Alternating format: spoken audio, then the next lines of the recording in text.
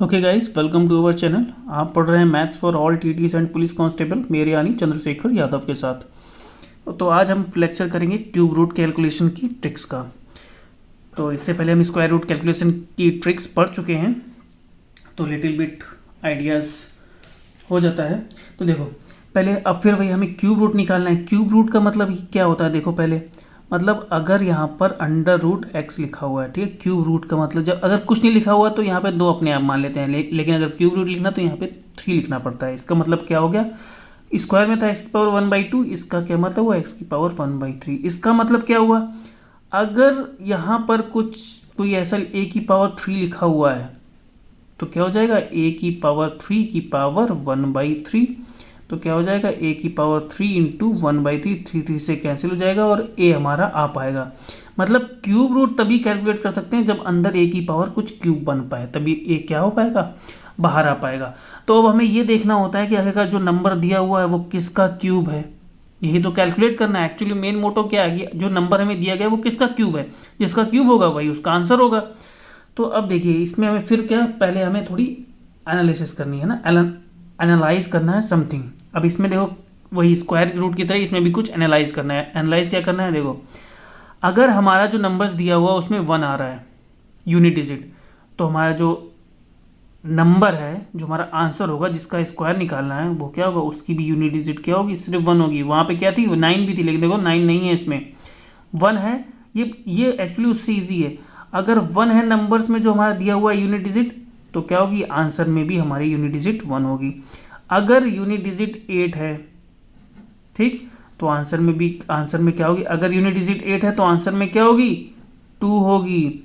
और अभी देखो इसका रिवर्स देखो, अगर 2 है तो क्या होगी, यूनिट डिजिट 8 होगी, है ना। अगर आंसर में 2 यूनिट डिजिट है तो सॉरी, अगर क्वेश्चन में यूनिट डिजिट 2 है तो आंसर में क्या होगी, 8 होगी। इसी तरह अगर क्वेश्चन में यूनिट डिजिट 7 है तो आंसर में क्या होगी, 3 होगी। लेकिन इसका रिवर्स देखो, अगर क्वेश्चन में 3 है तो आंसर में क्या होगी, 7 होगी। देखो उल्टा, दोनों रिवर्सेबल चल रहे हैं। 1 का तो ठीक है 1 है, लेकिन 8 का 2 और 2 का 8, मतलब इसको डायरेक्ट हम ये लिख देते हैं 8, ऐसे 8 का 2 होगा, 2 का 8 होगा। अगर 7 3 की बात करें तो हम इसे डायरेक्ट लिखते हैं 7 और ऐसे 3, 7 का 3 और 3 का 7।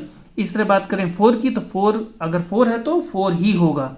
जैसे यहाँ देखो 1 तो 1, अब 4 है तो 4 ही होगा, 5 है तो 5 ही होगा, इसी तरह 6 है तो 6 ही होगा।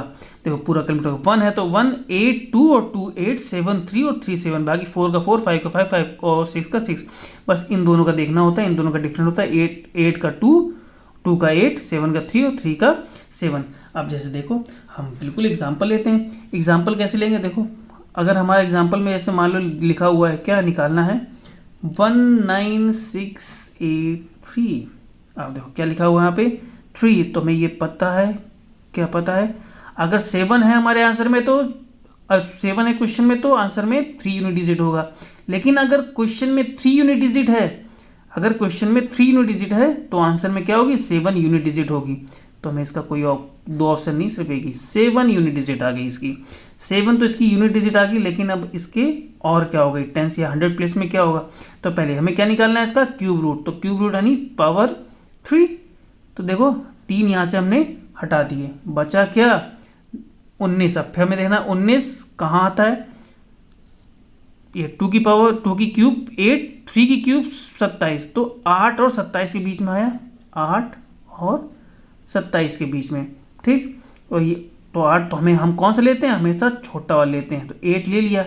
अब हमें देखना है 8 तो हमने ले लिया, अब 8 में हमें देखना है कि जो ये अब 8 है, ठीक, तो हमने क्या किया था, 8 इंटू 9 कितना होता है, 72 होता है, ठीक है, 8 किया। लेकिन फिर अब इसमें आपको 8 इंटू 9 72, जैसे हम वहाँ पे कर रहे थे, कहाँ पे, स्क्वायर में कर रहे थे। लेकिन क्या यहाँ पे ज़रूरत है, यहाँ पे ज़रूरत इसलिए नहीं क्योंकि हमें दो ऑप्शन लेने ही नहीं है। हमारा सिंगल ऑप्शन क्या है, यहाँ पे आया 8, छोटा वाला लेना है 8, तो आंसर क्या होगा, 87। इसीलिए ईजी होता है क्यूब रूट स्क्वायर रूट से।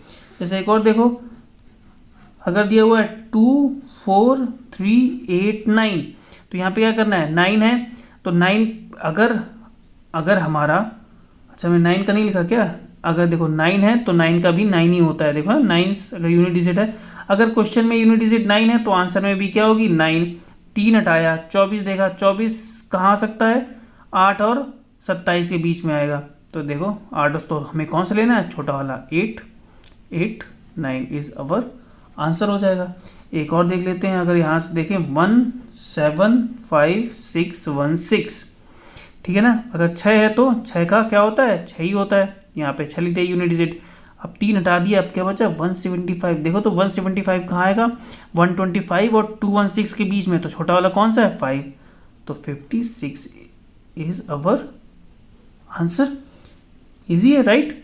एक और देख लेते हैं, अगर लिखा हुआ है 830584, अब यहाँ पे 4 है तो 4 का क्या होता है, यूनिट डिजिट 4 ही होगा, तो 4 आ गया, 3 हट गए, बचा 830।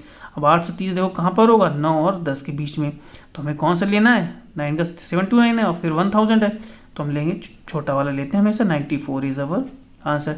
तो this is all about our cube roots, और ये काफ़ी ईजी हुआ स्क्वायर रूट से। और यहाँ हमने देखा कि हमें कोई ज़रूरत नहीं है कि हमें 2 में चूज़ करने की, हमें सिर्फ छोटा वाला लेना है नॉर्मली, क्योंकि हमारे पास एक ही ऑप्शन है, कोई प्रॉब्लम ही नहीं है, ठीक है ना। चलो ठीक है फिर, ओके, थैंक यू।